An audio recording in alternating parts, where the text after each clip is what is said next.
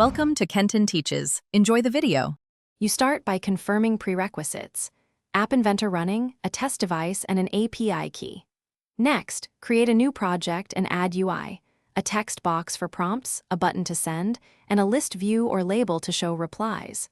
Then place a web component for HTTP requests and set its URL later.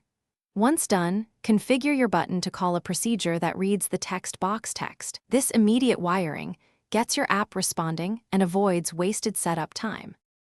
You now connect to the AI.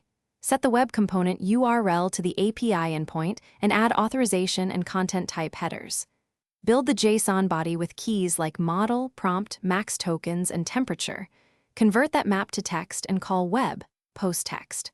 Once the web got text event fires, parse the return JSON, extract the assistant reply field, and display it in your list view or label. Make sure to handle empty responses and show a loading indicator so the user knows the request is processing. You finish by polishing UX and security. Clear the input after sending, disable the button while awaiting results, and implement simple caching to avoid repeated calls. Test with varied prompts to catch parsing edge cases, then add error handling for non-200 responses and network timeouts. If things go wrong, check headers and API key validity first.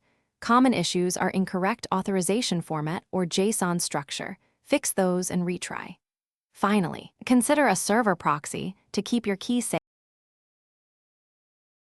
Thanks for watching. Please subscribe if this video was helpful.